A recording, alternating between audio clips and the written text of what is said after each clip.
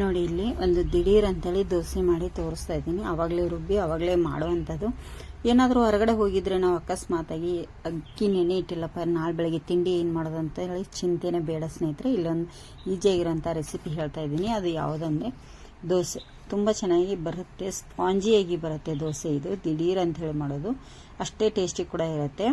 ಹೇಗೆ ಮಾಡೋದು ಅಂತ ಹೇಳಿ ನೋಡೋಣ ಬನ್ನಿ. ಅದಕ್ಕಿಂತ ಮುಂಚೆ ನಮ್ಮ ಚಾನಲನ್ನು ಯಾರು ಸಬ್ಸ್ಕ್ರೈಬ್ ಮಾಡ್ಕೊಂಡಿಲ್ಲ ಪ್ಲೀಸ್ ಸಬ್ಸ್ಕ್ರೈಬ್ ಮಾಡ್ಕೊಳ್ಳಿ.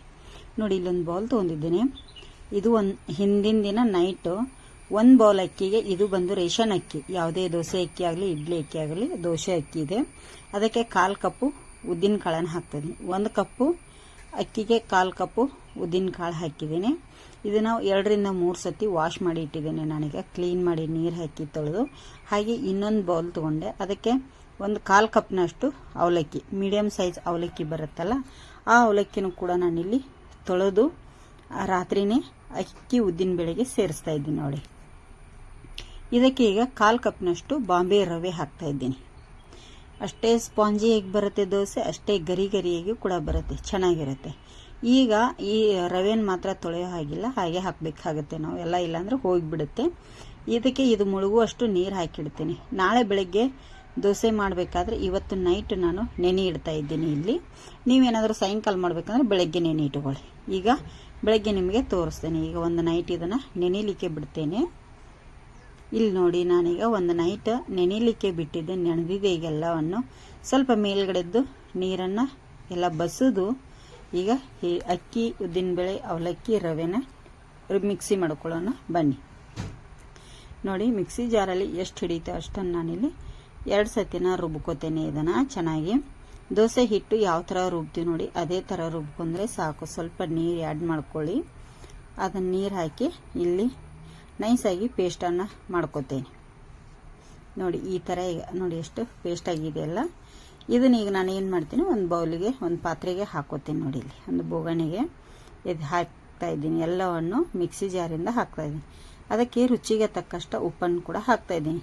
ನೋಡಿ ಇಲ್ಲಿ ನಿಮಗೆ ಸ್ಪಾಂಜಿಯಾಗಿ ಬರಲ್ಲ ಅನ್ನೋರು, ಇದು ದಿಢೀರ್ನ ಮಾಡ್ತಾ ಇರೋದ್ರಿಂದ ಬರಲ್ಲ ಅಂತ ಅನ್ನೋರು ನೀವು ಇಲ್ಲಿ ಸೋಡಾ ಪುಡಿ ಅಥವಾ ಏನೋ ಬಳಸ್ಬೋದು.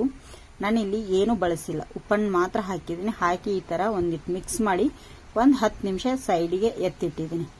ಏನೋ ಆಗಲಿ ಸೋಡಾ ಪುಡಿ ಆಗಲಿ ಬಳಸೇ ಇಲ್ಲ, ಕೇಳಿಸ್ಕೊಳ್ಳಿ. ಹಾಗೆ ನಿಮಗೆ ಇನ್ನೂ ಸ್ಪಾಂಜಿಯಾಗಿ ಬೇಕು ಅಂದರೆ ನೀವು ಹಾಕೋಬಹುದು, ಅದು ಆಪ್ಷನಲ್. 10 ನಿಮಿಷ ಆದಮೇಲೆ ನಾ ಇಲ್ಲಿ ತೋರಿಸ್ತಾ ಇದ್ದೀನಿ. ನೋಡಿ ಹಿಟ್ಟು ಯಾವ ಥರ ಚೆನ್ನಾಗಿ ಉಬ್ಬಿದೆ, ಅವಲಕ್ಕಿ ಹಾಕಿರೋದ್ರಿಂದ ಉಬ್ಬುತ್ತೆ ಚೆನ್ನಾಗಿ.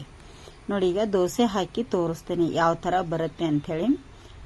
ಏನೋ ಸೋಡಾ ಪುಡಿ ನನಗೆ ಹಾಕ್ಲಿಕ್ಕೆ ಇಂಟ್ರೆಸ್ಟ್ ಇಲ್ಲ, ಯಾವುದಕ್ಕಾದ್ರೂ ಇಂಪಾರ್ಟೆಂಟ್ ಇದ್ದರೆ ಮಾತ್ರ ಹಾಕ್ತೇನೆ. ಹಾಗಾಗಿ ಇಲ್ಲಿ ನೋಡಿ ದೋಸೆ ಹಂಚನ್ನು ಕಾಯಲಿಕ್ಕಿಟ್ಟಿದ್ದೇನೆ. ಅದಕ್ಕೆ ಸ್ವಲ್ಪ ನೀರು ಹಾಕಿ ಈಗ ಒಂದು ಕಾಟನ್ ಬಟ್ಟೆಯಿಂದ ಒರೆಸ್ಕೊಂಡ್ಬಿಡ್ತೇನೆ. ಈಗ ಒಂದು ಸ್ಪೂನು ದೋಸೆ ಹಿಟ್ಟ ತಗೊಂಡು ತುಂಬ ಇದನ್ನು ತೆಳುವಾಗಿ ಹರಡಲಿಕ್ಕೆ ಹೋಗಬೇಡಿ. ಇಷ್ಟಿದ್ರೆ ಸಾಕು. ತುಂಬ ತೆಳುವಾಗಿ ಹರಡಿದ್ರೆ ಸ್ಪಾಂಜಿಯಾಗಿ ಬರಲ್ಲ, ಗರಿ ಗರಿಯಾಗಿ ಮಸಾಲೆ ದೋಸೆ ಥರ ಬರುತ್ತೆ. ನೋಡಿ ಇಲ್ಲಿ ಎಷ್ಟು ಚೆನ್ನಾಗಿ ಕಣ್ಣು ಬೀಳ್ತಾ ಇದೆಯಲ್ಲ. ಹಾಗೆ ಸೈಡಿಗೆ ಸ್ವಲ್ಪ ನಾನಿಲ್ಲಿ ಎಣ್ಣೆನ ಬಳಸ್ತಾ ಇದ್ದೀನಿ. ಎಣ್ಣೆ ಇಂಟ್ರೆಸ್ಟ್ ಇಲ್ಲ ಅನ್ನೋರು ತುಪ್ಪ ಕೂಡ ಹಾಕೋಬಹುದು, ತುಂಬ ಚೆನ್ನಾಗಿರುತ್ತೆ. ಮೇಲ್ಗಡೆ ಕೂಡ ಹಾಕೋಬಹುದು ಎಣ್ಣೆನ. ನೋಡಿ ಸೈಡಿಗೆ ಮಾತ್ರ ನಾನಿಲ್ಲಿ ಯೂಸ್ ಮಾಡ್ತಾ ಇರೋದ್ರಿಂದ ತೋರಿಸ್ತಾ ಇದ್ದೀನಿ. ಎಷ್ಟು ಚೆನ್ನಾಗಿ ಕಣ್ಣು ಬಂದಿದೆ ನೋಡಿ. ಈ ಥರ ತೂತಾಗಿ ಬರಬೇಕು, ಸ್ಪಾಂಜಿಯಾಗಿ ದೋಸೆ ರೆಡಿ ಆಗುತ್ತೆ. ನೋಡಿ ಈಗ ಇದನ್ನು ತಕೊಂಡ್ಬಿಡ್ತೇನೆ. ನೋಡಿ ಹಂಚಿಬಿಟ್ಟು ಎಷ್ಟು ಚೆನ್ನಾಗಿ ಎದ್ದು ಬಂತ ನೋಡಿ.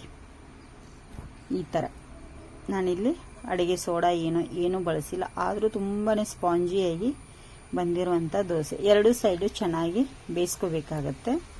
ನೋಡಿ ಈಗ ನಮಗೆ ಸ್ಪಾಂಜ್ ದೋಸೆ ರೆಡಿಯಾಗಿದೆ ಸ್ನೇಹಿತರೆ.